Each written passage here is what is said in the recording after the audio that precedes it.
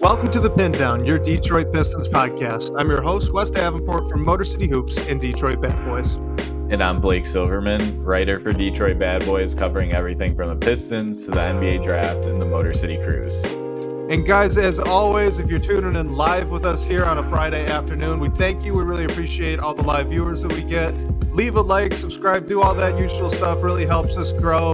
So just starting off the show today, Blake, I know we didn't really talk about this much before coming in, but I wanted to give you an opportunity because I realized we hadn't done this yet on the show and we needed to, but you've got kind of a fun, like, part-time gig here on the side, and people need to know where to find that, where to see what you're working on. So let's do that. Tell everyone where they can find you.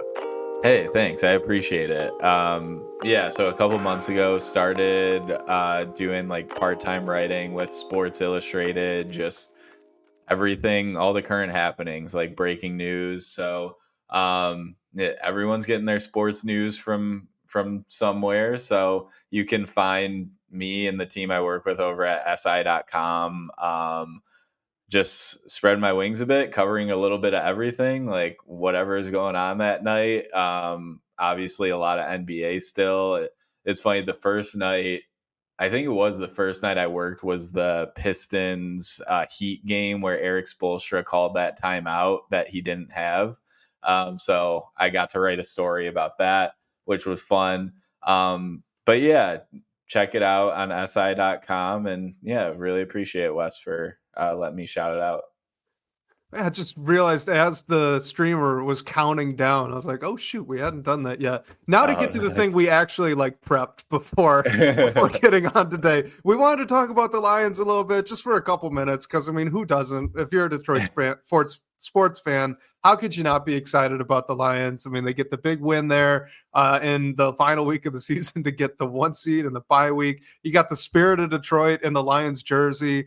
I mean, it's just awesome. So let's talk about the Lions for just a little bit, Blake.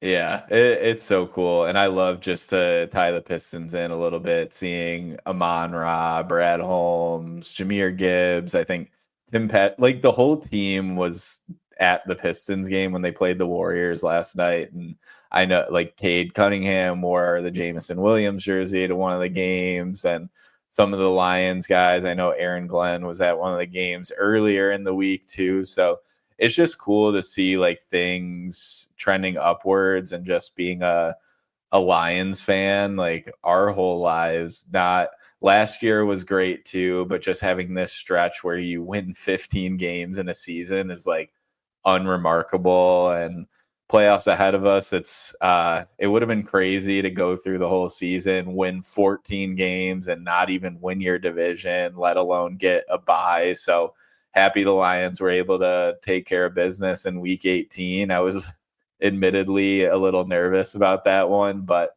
excited to sit back this weekend and see what's going on in the other games, and then get the Lions back next weekend for when it really gets fun. Yeah, me too. And it's just kind of fun to like think back to when Brad Holmes, Dan Campbell were all hired. I mean, the Pistons were in the midst of a rebuild at that point too. I think the Tigers were as well, and the Red Wings have been apparently in a rebuild for a very long time. I don't follow hockey, so I don't know that one. But I it was like they're on a good streak though, since they just changed their coach. Well, that's good. Yeah, that's good. Who knows? I'm with you though. I mean, look, they were all four Detroit sports teams were kind of in a moment of like down, right, in their histories at that time, and then to see the Lions of all teams be the one that comes out first.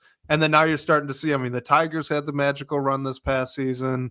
The Pistons have only lost one game in the year of our Lord 2025, right? Like that's a great start. And there's a lot of excitement around Cade Cunningham, rightfully so. He should be an all-star this year. I don't know. It's just kind of crazy, right? Looking back at where the scene for Detroit sports was, and then it's been kind of a roller coaster to get here, especially with the Pistons, as we all know, but there's a lot of positivity now, and the Lions are already there. So here's hoping that the Pistons and of course Tigers, Red Wings can get to that level too in the next few seasons. Yeah, and the thing that's fun about it to me is like you never know. Like obviously all these franchises are like doing a ton of work behind the scenes, but like just how quickly things could break right. Like the magical run the Tigers went on came out of nowhere. No one expected them to be in the postseason. Their actual chances to be in the postseason were so small. And I mean, this Pistons season, like I didn't expect them to be sitting here at 500 almost in mid-January, and they're out performing expectations. So you never know when things can start breaking right after all the time that things have went wrong on the surface and behind the scenes too. So it's just fun. I mean, it's another thing to be withstanding and over a long period of time, which I think the Lions have done a great job of building something sustainable. And that's the next step for the Pistons to me too. But it's just been fun. It's a great time to be a fan of all teams in the city of Detroit, even though, like you, I'm not up with the Red Wings as much. Finally, right? Yeah. Let's talk about these nearly 500 Detroit Pistons, because they've been on a bit of a heater here since the new year. Just in this past week, since we've last had a show, you've got a 119-105 win against the Timberwolves. And honestly, I know that's a 14-point win. It felt like it was less competitive than even that. Cade was really dominant. The whole team actually was really good, and we're really only hurt by Ant Edwards, who's a superstar in his own right. But then you got a 118-115 win against the Blazers, 113-98 win against the Nets, and then of course just this past evening, the 107-104 loss to the Golden State Warriors. So where do you want to start? We've got a lot of highs, couple lows. Where do you want to start in just breaking down this really exciting week of Pistons basketball? Yeah, I mean, I think it'd be wrong if we didn't start with the win streak, just like how big it is for this young team to string together all these wins after Jaden Ivey goes down, like Ausar Thompson misses a couple games with an illness. Simone Fontecchio's out for a bit, like for personal reasons. He's back now. Hope everything's okay. But just like it seems like, and even the most recent Warriors game, which snapped the streak, they would get through periods which would be sluggish, offenses and clicking, whatever it is. But they were down by 20 at one point in that Portland game, and you still had faith that they would at least come back and find a way to make it interesting. And that would have been a really disappointing loss there. And then against the Warriors, which is the second night of a back-to-back where they were in Brooklyn the night before, they were down and out for the majority of the game. And I mean, might have thought it was over at some points, and then they make it interesting at the end, and you get a look at the final second to send the game into overtime, a pretty decent look, which is all you can ask for. I mean, Cade got off to a really slow start, not the way you want to start that game. Like it was probably a game that you should have won, but still, it's just fun to watch when it. Unfortunately, there are times where the other team will go on runs. The Pistons will find themselves down 15 or 20, but even when that's the case, like last year, I feel like I would have been more like, okay, it might be time to turn the TV off. But this year, they're just not really giving up, which I respect. And the other thing is just Cade is on another level right now in terms of dominating. Like he looks every bit of the guy that we thought he can become, and it's nice to see him getting this national buzz too. And although it's all these guys are playing key roles, like Cade just looks like the best player on the floor so many times, and it's nice to see that finally come to life. But just happy for this team, all the fans, like everything, for the vibes kind of turning around, at least even if it's a short period of time. For sure. I mean, with Cade, it's almost time to stop with the is he an all-star conversation and just move straight to, look, if he keeps this up, do we need to start having the all-NBA conversation? Because he's right on that borderline. We kind of talked about it on the Pistons Pulse just this week, but with all the injuries and guys missing time that otherwise would get an all-NBA nod, if they don't hit the game minimum to be considered for that type of an award, you really start to whittle down pretty quickly. And all of a sudden, Cade looks really viable if, of course, he continues up with this pace. since the dawn of the new year, so in the month of January so far, Cade Cunningham is averaging almost 26 points per game, 6 rebounds, 7.5 assists, and he's shooting 50% from the floor, 44% from three, and then 74% from the free throw line. So like that not only is he doing really well, he could improve that free throw percentage quite a bit. Like we could get nitpicky with this, right? He's just been on another level in terms of the impact he's had on these games, his ability to control pace. I've been really curious to watch since Jaden Ivey's been out to see how you can respond to now truly being the only ball handler. No shade to Marcus Sasser at all, but Sasser is not the level of ball handler and creator that certainly Cade is, but also that Jaden Ivey was when he was healthy. So really Cade's been on an island. You've seen it a few times with the Trailblazers and the Warriors in particular, really sending extra guys his way, but he's handled it so well. He's killed double teams as they started coming to him. He's handled the pressure in the backcourt. He's gotten the ball to the right spot at the right time. It has been so impressive to watch. Yeah, 100%. And I think it was funny. Draymond was asked like about Cade after the game, and Draymond was like, his next step is like making things happen for his teammates. And Cade Cunningham is averaging 9.3 assists per game, which is third best in the league behind just Nikola Jokic and Trae Young. Like he's in front of Halliburton, LeBron James, Chris Paul, James Harden, Brunson, like all those guys. And he's third in total assists too. So like, it's not just the takeover scoring wise. Like he's really, yeah, that Ashton in the comments just mentioned that Draymond was just talking. So yeah, but it's just cool to see like all the stars give him his flowers, the league talking about him in the way that they are, getting all this press that all of us who've been paying attention to this team over the past few years have seen. Like, I feel like I don't want to speak for everyone, but we've all seen that Cade can become this guy, and it's nice to see him do it and getting the shine he deserves. Because I'm all with you, Wes. Like, I think if he's not an all-star, that is a travesty. Like, and all the voting returns, like, I don't want to get too upset about that, because I feel like how it was always going to happen is he'll be picked in by the coaches, and if he's not, like, that's just crazy to me. But how he's played over the past few weeks has really cemented that. And yeah, Wes, I'm with you. Like, is he an all NBA guy, especially when you think about some of the guys who won't be eligible for that award as well. If the team keeps winning games the way that they are, like, he at least needs to be in the conversation for sure. So just shout out to Cade. Like, I just love watching that dude play basketball too. Like, some of the moves he has are so fun, and like the finishes and everything. And yeah, sometimes it can be a little like hot and cold, but when he's on, and he just looks like the best player on the court so many times, which the Pistons needed that guy for a long time. And I feel like you can confidently say that you have it in Cade.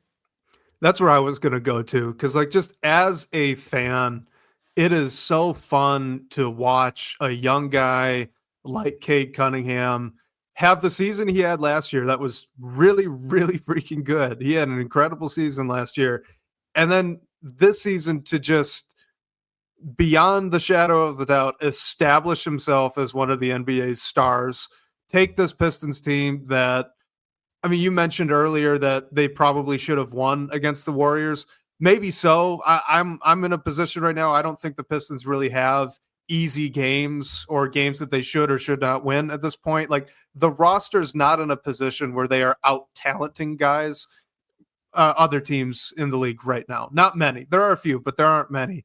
And I don't know if the Warriors are one of them. But the point is that where they are right now, being nearly 500, being firmly in that play-in conversation, getting some all-star buzz for Cade Cunningham, but then also, hey, maybe Malik Beasley goes and does the three-point shootout, those types of things. All that positivity is centered around Cade. He's the nucleus of that. He's driving all of it. And like, as a fan, to just step back and watch that on a guy who this is the first year of his contract extension, right? Or is that next year? I don't think it kicks in yet. I think it kicks in next year. So he's still on the rookie contract. Like this is the stuff we've been dreaming of for years. So it's just so fun to watch. It's so fun to watch. Yeah, and the only thing I'll add there is on the All-Star Saturday, All-Star weekend stuff, the only reason Malik Beasley shouldn't be in the 3-point contest is because he doesn't want to do it, which I believe he does want to do it. And I will continue to bang the drum that Ron Holland should be in the dunk contest. I mean, I have no idea who is going to do it this year. Like, I'm sure Mac McClung will be back if he wants to do it, but Ron Holland, that the reverse dunk he did against the Lakers is still one that is a highlight to me, and he can do that at really any night. I think giving a guy like that who's played a good role on a much improved team, giving him that spotlight would be awesome. I don't know if he's going to get the call, but I think he should. I think guys on their rookie contracts is kind of the sweet spot for the dunk contest, because what's fun as a fan for those dunk contests, this is a terrible tangent, but what's fun for those dunk contests is that it's like big name players that you're watching all the time, and you get to kind of see them show off and be the incredible athletes that they are and do some mind-blowing stuff. And the superstars don't want to do that. And okay, fine. But so now let's get some like Ron Holland, who up and coming young player, still rookie. He's got some excitement, great athlete. Let's get him in there. Like Ausar Thompson kind of fits that mold too. Yeah. Amen, for sure. That would be so fun. Like, let's get some of these future stars instead of the G League guys. I love the G League.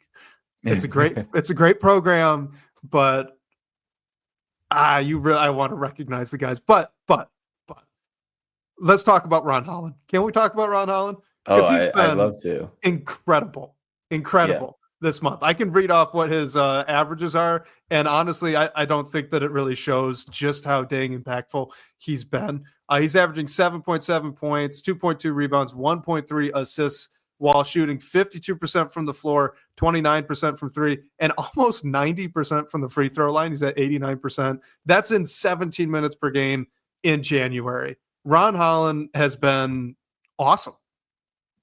Yeah, and it just stands out to me, I guess, the how he's not afraid of anyone. Talking about Draymond, he had that moment with Draymond when the Pistons played the Warriors, and I mean, they both said after the game they have a relationship, they're fans of each other. It wasn't anything serious, it was just competition. But Draymond's that kind of guy that will respect you for not backing down, and Ron Holland won't back down to anyone. I think we've seen that in multiple points throughout the year, and I think it's just awesome for the Pistons to have a guy like that, especially bringing him in through this draft class, taking a swing on a player the way Trajan Langdon did, that surprised us all watching from the sidelines, and then what he's done on the court as well.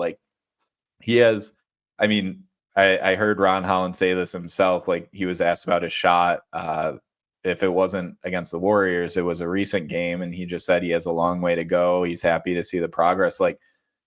He knows it. I think he has a long way to go with multiple avenues of his game, but I've been impressed with his handling, his driving, and as well as his finishing at the rim. I think that's been really incredible to see, even though it's not always the case. Just shown some flashes of that player that he can be. So yeah, he's a guy who can grow into Cade's number 2 on this team in the long term. You never know.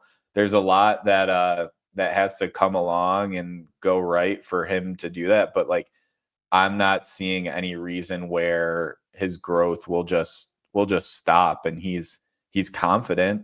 He's still getting shots up even when they're not going in, which is nice to see. He's not shying away from anything. So yeah, just all good things from Ron Holland. I know you've said it before. I didn't expect him to play this role and contribute the way he is this early, but I'm happy to see it. Like, it could be a game changer for this franchise if he continues on the path he's on.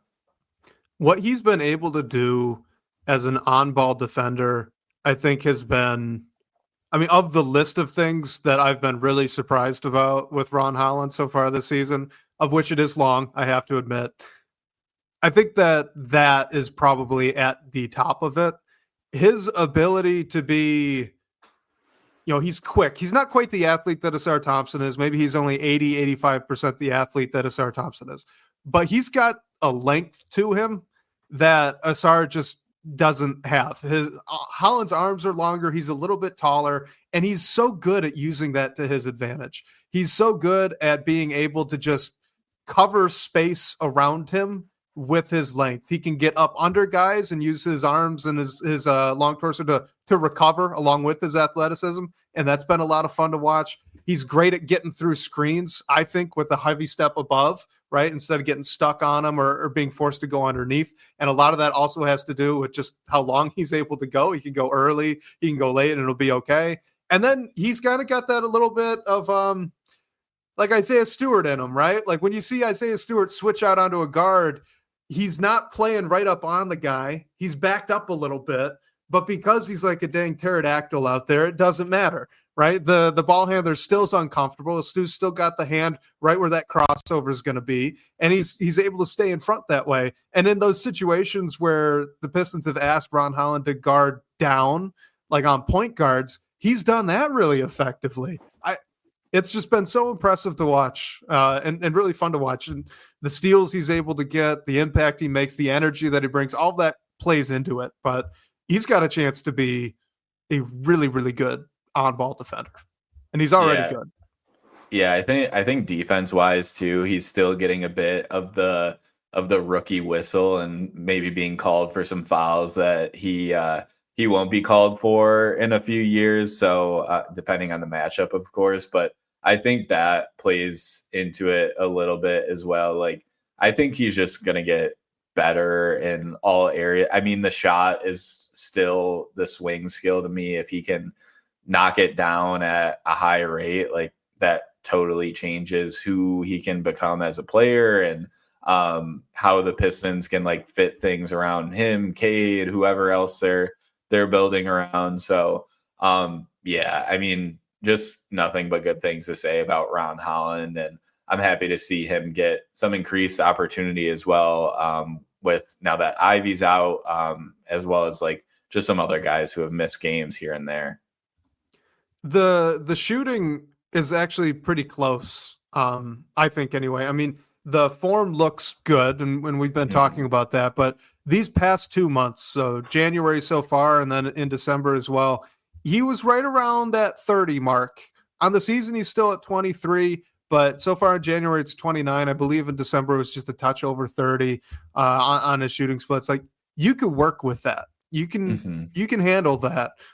It's why you don't see nearly as much doubling of guys like Tobias Harris or Cade Cunningham when Ron Holland is out there next to Jalen Duren versus when Ausar Thompson's out there next to Jalen Duren. There were times where you quite literally saw Draymond Green cross 75% of the court, just leave Ausar Thompson alone on the opposite end so that he could double Cade or help on a Tobias Harris drive, things like that.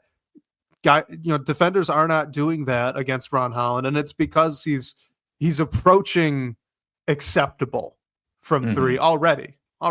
It's still not good, right? But it's approaching acceptable. So I think that's a really huge feather in his cap. Yeah, and I mean, put up 8 threes against Golden State and knock down 3 of them. Like, I mean, hey, yeah, all day. I mean, is he going to put up 8 threes every night? Like, no, hopefully I don't think so. maybe eventually down the road with whatever he turns into. But yeah, if he can be league average, I feel like you're thrilled with that. And if he can even grow into more, like, that's just, again, it can change everything for what the team can and wants to do. Last thing that I want to bring up with Ron Holland. This is a player comparison that a lot of people made, but you also made on the podcast before the draft started when we were all talking about Ron Holland. I think we had Bryce joining the show for like a deep dive on the wings, and this got brought up, and I was extremely skeptical of it. And that's Jaylen Brown.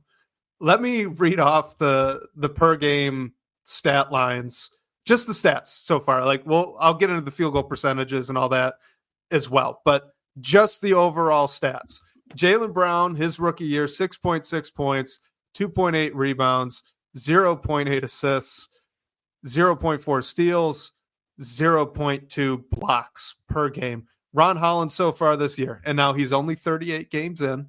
Okay, so there's a lot of time for this all to change. Hopefully he keeps with it or, exceeds these levels. But and that was 78 games, by the way, for Jaylen Brown. But Ron Holland, 6.6 points, 2.9 rebounds, 0.8 assists, 0.5 steals, 0.2 blocks. So in terms of differences, the only difference is that Ron Holland is averaging 1/10 more rebound per game and 1/10 more steals. That's it. That's wild. Similar. Yeah, that's insane. Like you said, things can change. We definitely need to follow up on that one, like at the 3-quarter mark and through the end of the year. I mean, do I still think they're going to turn into or even are the same player? No.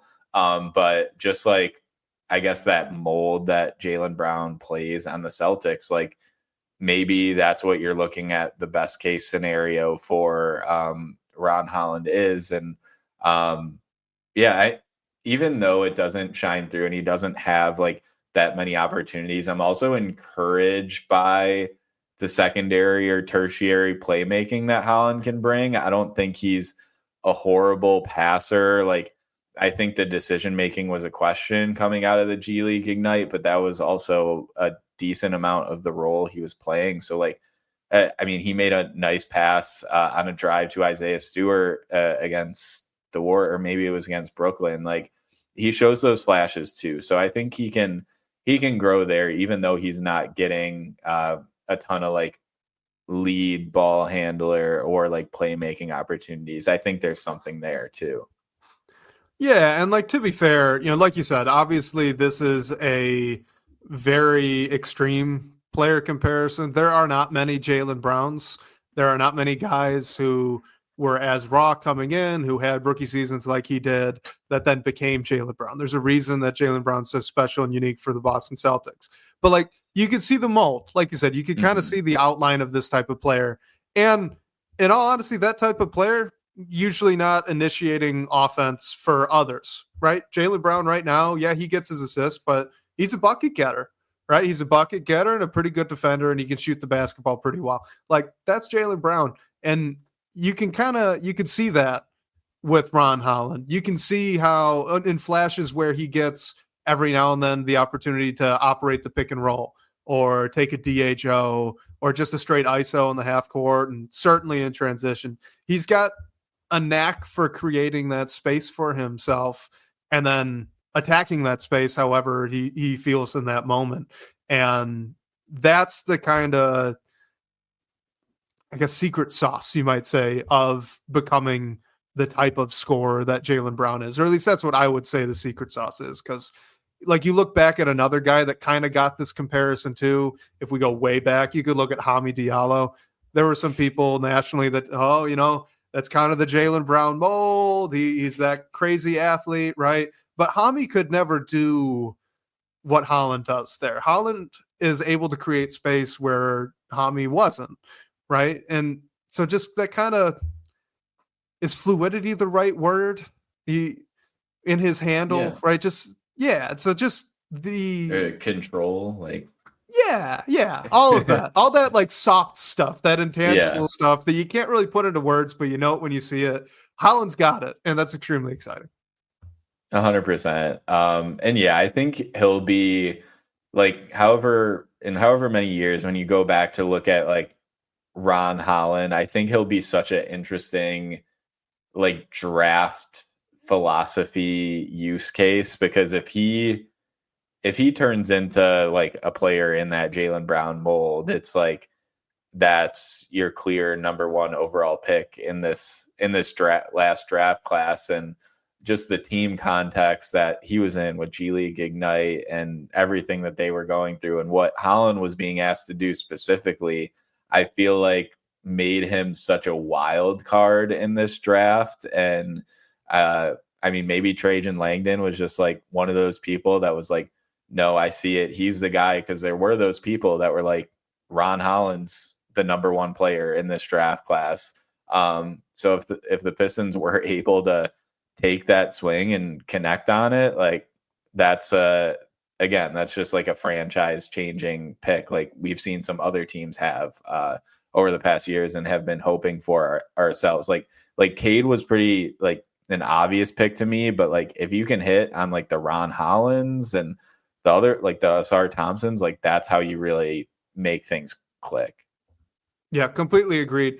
I never like to minimize the obvious pick, quote unquote, because you could still screw that up. Right. We were just talking about the Lions to open up this show. They've screwed up in their history plenty of obvious picks, and I'm using the scare quotes there. So like you do get credit. Troy Weaver does get credit for selecting Cade instead of like a Jalen Green. No shade to Jalen Green. He's a player I like quite a bit, but I'd rather have Cade, right? Yeah. But hitting on the Ron Hollands is much more difficult. Hopefully that's now where Trajan Langdon is. YouTube user chimes in with the chat, and I completely agree with this. You know, he's saying that a bucket getter next to Cade makes a ton of sense long term, as long as they have enough secondary creation. And look, I'm kind of sitting here like I don't want to be. This is a preview, I guess, for maybe something later on that we might talk about in the show. But I don't want to get super aggressive and going and getting a bucket getter right now, because I kind of think Ron Holland's going to be that guy in another year or two. And maybe I'm just too far in, but that's kind of where I'm at. Yeah, it has to be like a rental that you don't. We'll talk about it more, but I feel like you can't really like mortgage your future, give up a piece that you are built or like certain will be a part of this team moving forward, just to push the pedal to the floor and convert off this recent winning streak. Like I'm totally with you. I think you need to see what you got, and you saw just what a handful of mostly reasonable veteran signings and moves did for you outside of the Tobias Harris one that you can debate how reasonable that contract is. But you've seen what that can do. And then you have your Ausar Thompsons and your Ron Hollands that are growing and should only get better and better eventually to take that next step alongside Cade. So I'm with you on that. All right, last thing here from the past week or so of games, but we've been super positive, so I feel like it's a good time to just, sneak this one in there. Ausar and Duren, still a terrible combination.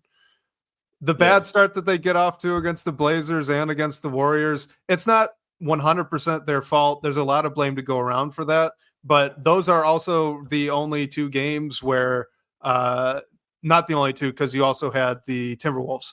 Did Ausar play against the Blazers? I can't remember now for sure. Go to his game log really good. He did not. No. Yeah, I didn't think so. Okay, yeah. So throw out the Blazers. The only reason that you didn't really notice the problem, shall we say, spacing wise, of Ausar Thompson next to Duren in that starting lineup, that problem being exactly what Draymond Green did against him, which is completely ignore him if he's out on the perimeter and just go double whoever has the ball. Anthony Edwards had absolutely no interest in doing that. Anthony Edwards is a great player. Anthony Edwards does not seem to like playing much defense. So, like, Ausar had an awesome first half against the Timberwolves. He did. And I thought he was actually pretty effective against the Warriors too, in minutes that he got next to Isaiah Stewart. But it's looking like the spacing is still a really big problem with those two guys out there together. And I kind of think JB Bickerstaff knows this, because guess who closed against the Warriors? It wasn't Ausar. It was Fontecchio. Yeah. That alone is kind of an admission, I guess, and maybe a selection too of which guy JB would rather have out there. But look, it's a problem. It's a problem. For sure. I feel like we've I mean, you can tell this too. Like you knew that. I mean, we were all hoping that Ausar and Duren wouldn't start next to each other starting the year. Ausar it isn't clear to start the year, so we didn't know what was going to happen. Then just how the situations has played out, like you're getting more time with them on the court together, and yeah, the problem is still there. Certainly, the issue is like right now, especially with Ivy out, I don't know if it's avoidable right now. I think, I mean, in certain situations, it definitely should be like what you saw with Fontecchio closing the game, like you mentioned. And yeah, YouTube user brought it up too. Like the offense can look a bit clunky when Cade is off the court. Like, yeah, that is definitely true. It seems like there's times where the team can't really buy a bucket, and that's how those runs where they get down by a decent amount happen quickly. But no matter whether the Pistons end up being true buyers and bringing in some sort of piece that is a bucket getter at the deadline, or making some more like moves around the edges and trying to rent out their cap space, like I think the spacing will continue to be addressed like in the off season going into future seasons, because you just can't have those two non-shooters on the floor. That everything you mentioned that it does and how it closes things off for Cade, like stagnates the offense, things like that. It's just not feasible when you can afford only playing one of them. Like maybe you can get away with it, but it just seems like almost a roster thing to me that like eventually something will have to come to pass. I mean, I don't know, right? You could stick Fontecchio out in the starting lineup if you wanted. You could elevate Ron Holland. Both of those are forwards that are currently on the bench that you would move into the starting lineup, right? You wouldn't even necessarily have to change the quantities of minutes that those three guys are getting all that much. But you would shift who's out there with Duren for about 5 or 6 minutes on average to start games and occasionally end games as well. I really like Ausar Thompson. Ray Floyd says that Ausar is his second favorite player on the team, but he really needs to add to his offensive bag, needs to improve his handles. I would agree with that. And, as much as I love what he brings defensively, that stuff, right? His inability, I guess, to create for himself in the half court setting, it's not a problem necessarily long term.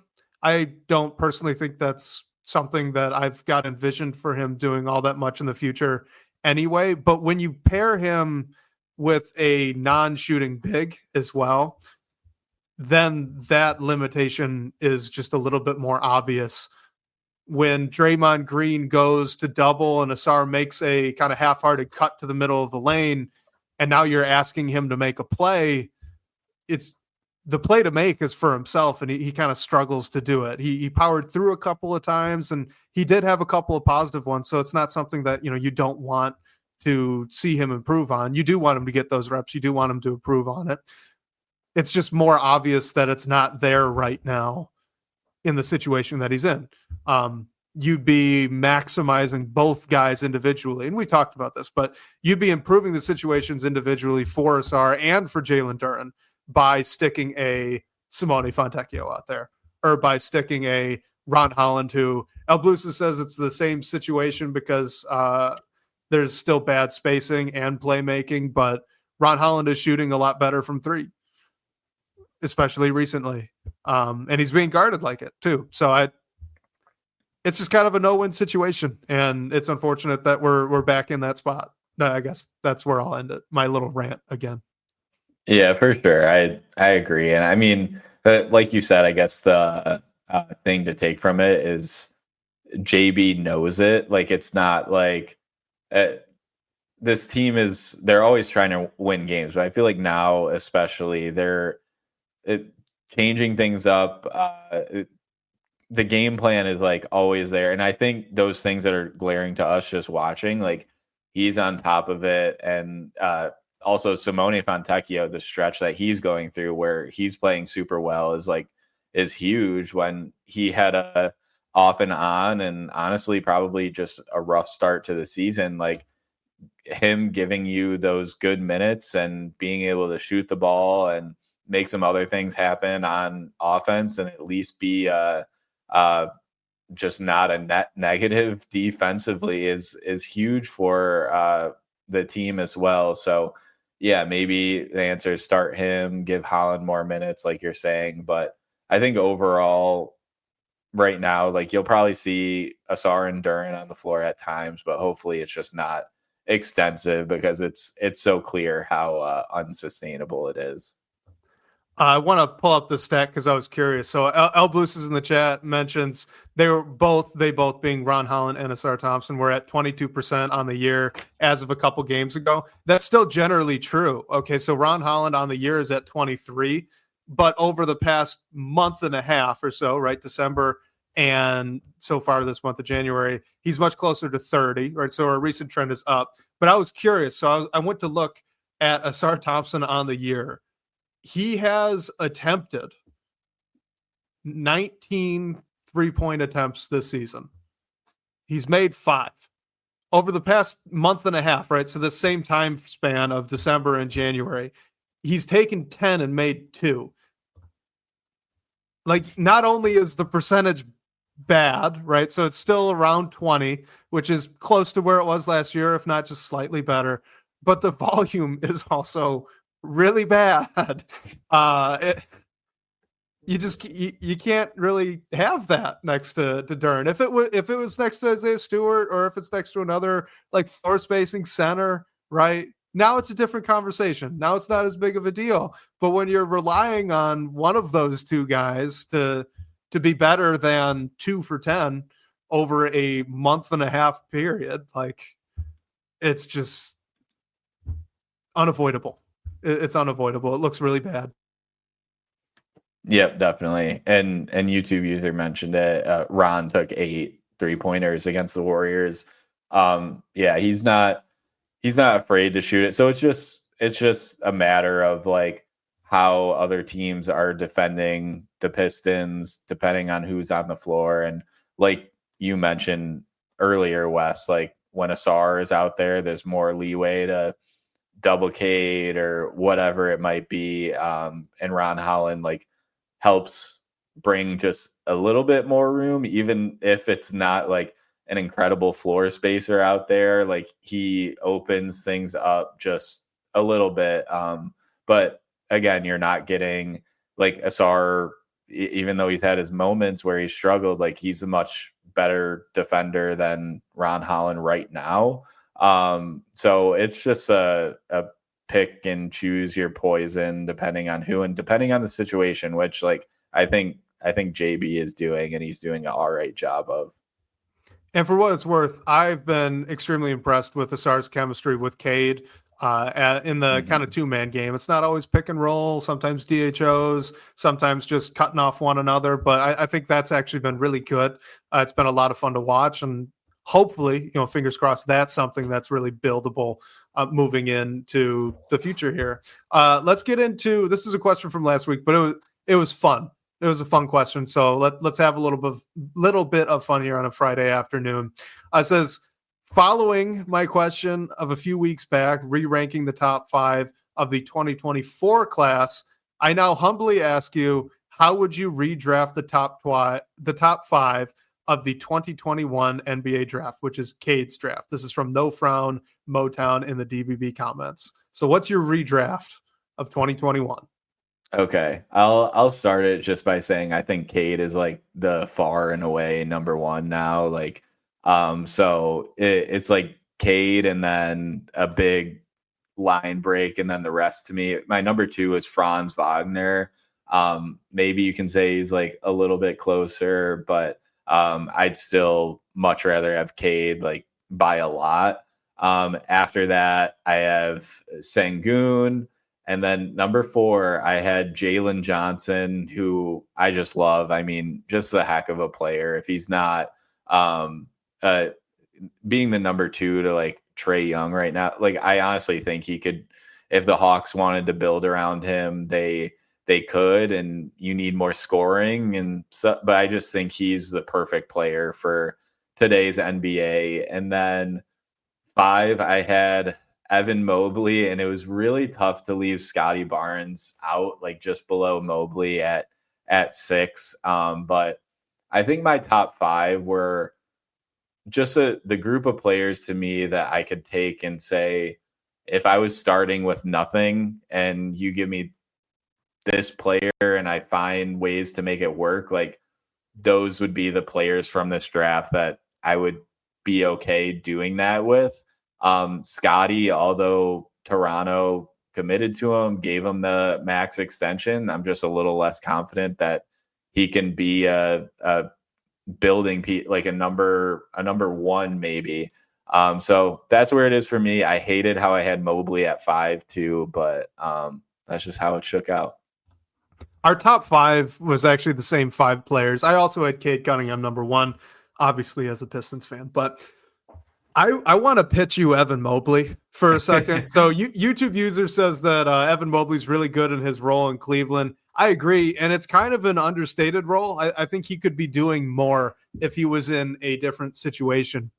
But my pitch for Evan Mobley is on the defensive end, because truly, I think that mold of player, the tall, long, athletic big who can shoot it a little bit, pass really well, and then is just an incredible shot blocker and havoc causer on defense. That guy is so important now with Victor Wembanyama in the league. Yeah. Like look, you want an answer to Wemby. Evan Mobley and Chet Holmgren are about as good as you're going to get. Maybe Alex Sarr can get there too one day, right? But that's my pitch for Evan Mobley. It's like, if you're not going to get Cade Cunningham in this redraft, you're not going to get the guy that you can run everything through and around and build out from. Then like get the guy that stops the other guy from doing that. Get the guy that can actually maybe make a difference in hopefully one day a playoff series, or just in, very tight, important games against the Spurs now with Victor Wembanyama. That's my Mobley pitch. That's why I've got him too. Yeah, I like that. And I love Evan Mobley. Like, I hated how I put him at 5. So yeah, I did not think about the Wemby aspect. Now I'm thinking, like, what if you could take one of the other players and then get like a 14% shot at Cooper Flag as like a Wemby stopper. But no, I totally understand that. And I'm good with Mobley at 2. Just shout out to a couple other guys that are very, very good players, but like you said, just missed the cut. You already mentioned Scotty Barnes. I also had him 6. Trey Murphy, I think, he needs a little bit of love. Good player, but just not quite better than like a Jalen Johnson with the leap that he's taken this year. And then Jalen Green, we mentioned him earlier. He's on a heater right now. He's playing really well. And he's a really, really good player too. A great scorer, super athlete. He's just been a little bit streaky so far in his career. Lots of ups, lots of downs. So I think the consistency, for me at least, is the only reason I didn't have him up in the top 5. If he had been doing what he's been doing the past week or so, every game or almost every game for the past year and a half, then yeah, I think you'd be looking at a top 5 player, maybe even top 3. Yeah. Yeah, 100%. No, it's a interesting draft, and I mean, when you look at the top end of it, the way it's turned out, like Jalen Suggs, Kuminga, Josh Giddey, if you're a Josh Giddey guy, so like great draft overall, and I mean, it's nice to say 4 years later, almost, like the Pistons far and away made the right decision at number 1, especially when there are like so many guys in that cluster who are already getting massive money and playing massive roles for their teams. Man, I love Jalen Suggs. If there's a guy, if there's a guard in this league that would be like picture perfect to put next to Cade Cunningham. You'd almost like have a clone of Jalen Suggs. He's so good. He's so fun to watch as a defender, as a playmaker. Big Jalen Suggs fan. I'm gonna loop a couple of questions together. One from last week and then one comment from our live chat. But this is from ABW17. Says, are there any specific trade ideas that you find particularly tantalizing? For him, it's getting in the mix if the Thunder go in after a guy like Cam Johnson to try and get Lou Dort out of the deal. He's saying that would be fantastic. In our live chat, Ray Floyd says that we need a star at the 4 moving forward, that's the position to target. And you mentioned earlier, there's kind of a rumor that maybe the Pistons might not be sellers at the deadline. Maybe they are going to be a buyer and try to use that cap space to really add. So there's a lot of uncertainty here coming up with the deadline. Is there anything that you're watching in particular or that you're really focused on, I guess, as we approach February?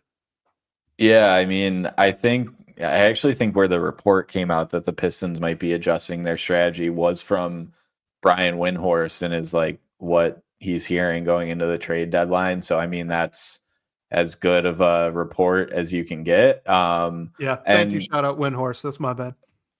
No. And I saw it from an aggregator and they sourced Windy, and I haven't looked at his article yet, but that I'm pretty sure he's the one who said it initially. So I need to check that out. But that's like really still that's what's most interesting to me. I mean, Trajan Langdon has talked about how he's in asset accumulation mode. All the moves he's made has been maximizing flexibility, opening things up so the Pistons can be that dumping ground to help facilitate trades or take on money in exchange for assets. But now, I mean, you have this flexibility and you could, if there's an interesting player available that you think fits well and you can get them for not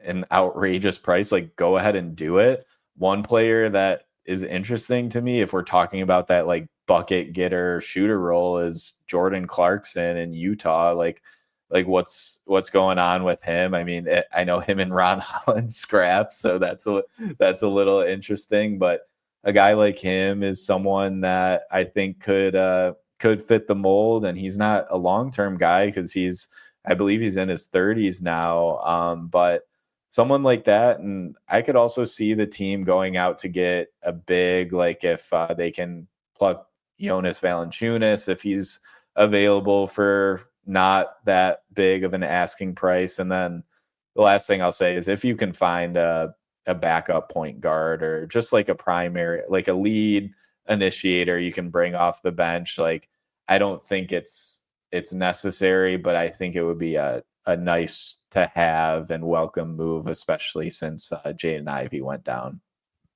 Yeah, I think for me, like it still feels like the most likely outcome of all of this is one or two smaller moves and then ideally getting a pick or something along those lines and in exchange for effectively the cap space, right? And so the positions to target 100% backup point guard or a center who can play some defense along with Isaiah Stewart. Mm-hmm. I think that those would be the two things that are probably realistic, I suppose, for targets. And I say realistic only because we've got one report here that it sounds like maybe the Pistons are going to shift their strategy a little bit approaching the deadline. And then we have months of Trajan Langdon saying we're going to use cap space to accumulate assets and build that way, right? So I'm still leaning on all that history of that. But I also kind of wonder, can you do both? Right? Is both kind of an option here, right? Rent out the cap space for a guy that is an upgrade and is just happens to be on a contract more than he's worth for a year, 2 or 3, right? So a guy, I know this was the talk online just a couple of days ago, but Bradley Beal's interesting. Bradley Beal would be very interesting if he's willing to waive the no trade clause and Phoenix wants a third team to take him on in order to make a Jimmy Butler trade work. Like if you could get Bradley Beal and an interesting draft asset. Doesn't necessarily have to be a first round pick, though it might be. Bradley Beal would be a very good scorer and shooter for a Pistons team. He's a star, an all-star caliber player in his 30s that, if you could get him in the right mindset when he arrives to the locker room, that's maybe an Al Horford type of star that we've talked about before, where a guy is really, really important and playing a really elevated role right now, but maybe in a couple years is more just a veteran leader and can transition into that. Like Bradley Beal's not washed. It reminds me a little bit of the Zach LaVine situation last year. Like his numbers are down a little bit, yeah, but all the efficiency numbers are through the roof. And if he can stay healthy, he's a great offensive player. Another one like that. So YouTube user brings up Jordan Poole. I wouldn't like that nearly as much, but that's another name that kind of fits the archetype, so to speak, where it's a bucket getter. It is an upgrade over, say, like Tim Hardaway Jr., and maybe you can get an asset in return for taking on that contract. And so I think that those are interesting, and maybe that's the middle ground, right? Where you're not going all in. You're not sending out a ton of assets to get Brandon Ingram, but you're also not just plainly selling the cap space and kind of kicking the can down the road to next year. You're getting a guy in Bradley Beal who's going to give you 18 to like 20 points a game, maybe even more, right? He is playing next to two studs there in Phoenix. Maybe he could give you even more than that. Maybe he can get you to 22, 23. He's going to shoot the heck out of the ball. And he seems, a lot of these guys seem like they're great guys, but he seems like an individual who could become a great leader. So maybe that's worth doing. Maybe that's worth exploring. I'm not sure. Yeah, I think the biggest thing about the Beal thing is that no trade clause, and just like I'm actually just seeing now Chris Mannix from Sports Illustrated, like he reported that Beal would okay a deal to another contender like the Miami Heat if that's a Jimmy Butler deal. The question is, like, does he okay? Are the Pistons in that realm? It's an interesting pitch, right? It's one of those where, like, hey, you're in your 30s, come play with Cade, get on the ground floor and help like set the tone of eventually a contender, and then stick around for when you are a contender. It takes a very particular person to jump on board with that, though. That is the sell, though, right? Play with Cade, get in on the ground floor, so that when you're 33, 34, now you're already on a contender and you don't need to move. Yeah. Maybe. I don't know. Maybe there's a world. I don't really see him okaying the deal, honestly. But hey, maybe for what it's worth. Maybe he wants to get out of Phoenix like that bad, and the Pistons are just interesting enough. Like, you never know. But then it's like, is that worth it? So I feel like they're not going to go out and get one of the big names, but I think you could see like an interesting under the radar kind of move that addresses like a bucket getter, defensive minded big, like you mentioned, or and then maybe a roundabout way they get some sort of reserve initiator playmaker guy. And just to put a pin on this, so going back to Ray Floyd's comment that we need a star at the 4, I'm going to make a great pun here that I just thought of, but we don't need a star at the 4. We need a SAR at the 4. There you go. There's your catchline, your tagline for this episode. We need a SAR at the 4, and hopefully we can all profit from that. We got one more question here. This is a voicemail, and it was from a mystery caller. Unfortunately, this was from last week, and we missed it on the show. And then half of the voicemail now is kind of irrelevant with the two-way contract churning that the Pistons just did this past week. So apologies. Unfortunately, we'll have to kind of just breeze past the first half of this question. But after the voicemail, if you could just take a minute and kind of explain exactly what happened, all those transactions that went through, that'd be great. And then we'll look at a kind of trade idea, looks like. So here it is. My first question is about Cole Swider. How does he look in practice? Is there a role for him on the Pistons? Can he be a Duncan Robinson type player?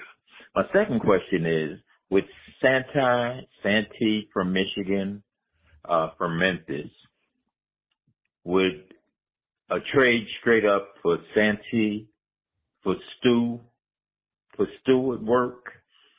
Can Memphis afford to pay him? And Stewart has another 3 years on his contract. So would a trade like that work? Thank you. All right. So after talking a little bit about all the two-way roster churning that the Pistons just did, I believe that Santi Aldama, who really good player out there in Memphis, kind of a 4 or 5 combo. What would you think about that as well? Yeah. So the two-way stuff, and yeah, apologies we didn't get to the Cole Swider talk before he was waived. But the chances Pistons, that this would happen that week. Yeah. Like, come on. So that's on us. But so the Pistons waive Cole Swider and Alondas Williams, 2 of their two-way guys. They sign Ron Harper Jr., who I believe they signed off of the Celtics G League squad, just on their G League roster. And then elevated Tolu Smith, who was on the Motor City Cruise, to a two-way deal. Smith is a rookie big out of Mississippi State. Plays defense, can maybe do some things around the rim. Not a stretch big or anything like that. I don't know what either of their opportunity will be like with the Pistons. Harper is a really interesting one. He's the son of Ron Harper and the brother of Dylan Harper, who has a lot of Cade Cunningham to his game and should be a top pick in next year's draft. So that one's a little bit more interesting to me. Santi Aldama, I'm wondering if like Memphis would give him up, honestly. Like, I feel like if Memphis takes a swing and brings in I think Jimmy Butler said he didn't want to go there, but if they go and get a Beal or another star, like, I wonder if the Pistons could get in on the deal and like bring in a player like Aldama. He was from Cade's draft too, so another interesting player from that draft. But yeah, I think he fits the mold. He's shooting just under 39% from 3 on high volume this year at like 6'10" or 6'11", whatever he is. So yeah, I think it's a great name. It's just like, could you get him out of Memphis? And I feel like right now I'm leaning towards no.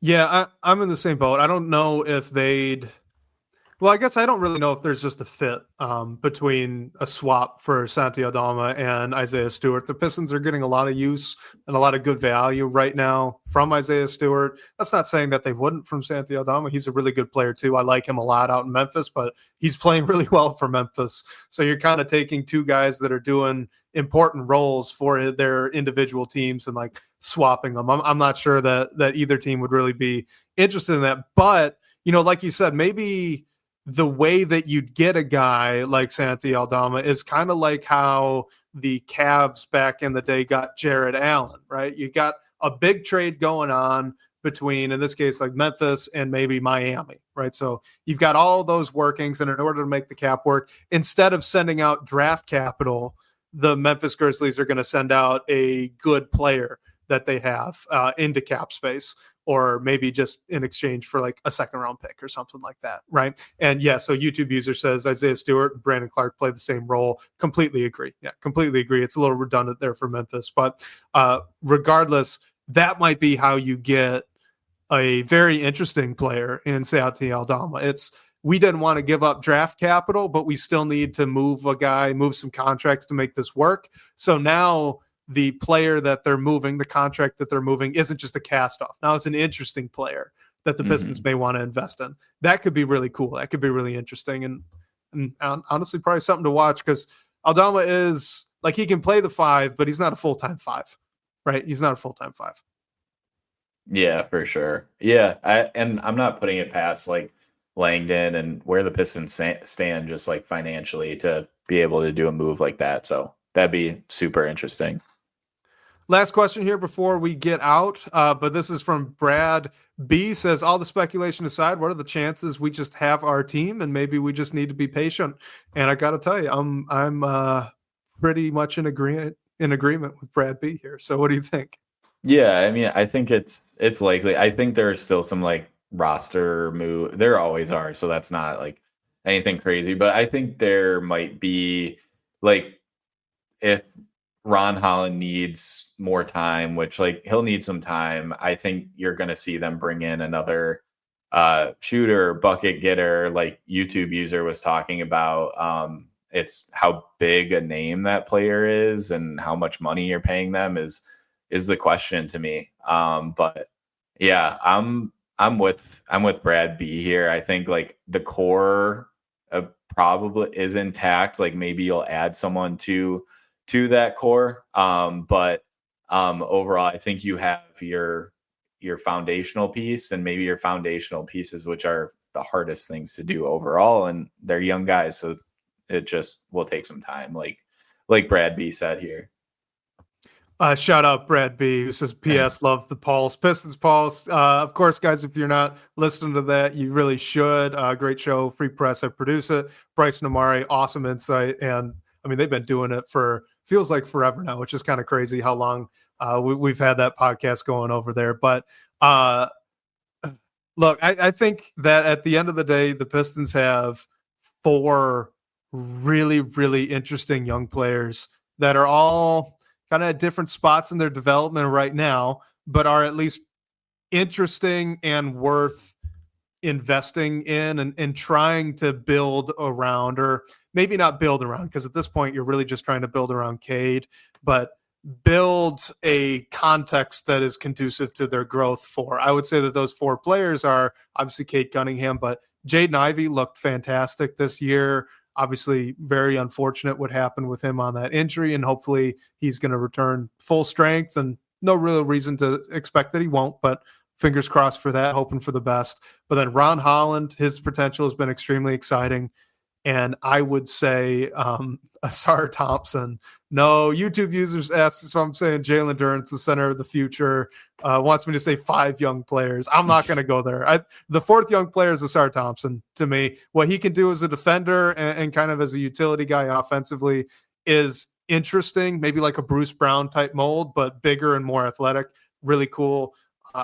Those are the 4 guys I'd be trying to maximize in each their own very unique ways, in each of their individual ways. So, what does that mean for the trade deadline? That means more of a quiet deadline, kind of like you said. Of course, there's little stuff to do here and there, but look, if they're going to make the playoffs, you want it to come off the back of Cade Cunningham like it has been. And hey, maybe Ron Holland's going to take that step forward, and maybe Ausar Thompson kind of figures out how to be a more effective cutter or player from a standstill in like a short roll situation, right? And those things would be big and important, and that's what gets you to the playoffs. And then when you get to the offseason, okay, now revisit on how to upgrade different spots. Maybe you don't think Holland's ready to be a starter next year. Maybe you want to go get a better starting center who can block more shots and maybe space the floor for Ausar, all that kind of stuff. But all that stuff's in the future. All that stuff's in the future. It's in the offseason. Right now,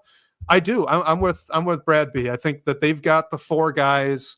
One of them, unfortunately, is injured, but maybe he could come back. But they've got the 4 guys that you hope to have. All 4 of those guys are in the mold of what you'd hope to have at this point of a rebuild, and future seems really bright. So that's still my preference. I know it's really exciting right now with the win streak, and that they look really, really close to, maybe not just being a play-in team, just with the context of the Eastern Conference this year. But I don't jump the gun. Don't jump the gun. That's all. That's where I'm at. For sure. Yeah. I couldn't have said it better. I mean, all I'll say is it would scare me to press the trigger and make that big move right now. I don't think it's going to happen. I would be surprised if it did, but I think any move that this team makes, and from Langdon, what he said, like, it's not going to mortgage what you already have. So I fully agree there. And YouTube user says in the comments, with respect to Jalen Duren, and I agree with this, he's been better lately. YouTube user says Duren's been good lately. His overall impact on offense and defense combined has been much better.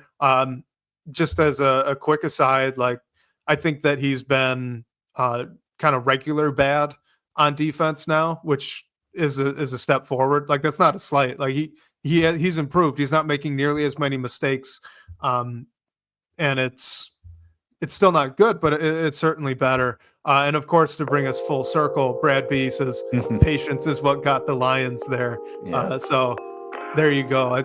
I think that's a nice little encapsulation of the whole podcast.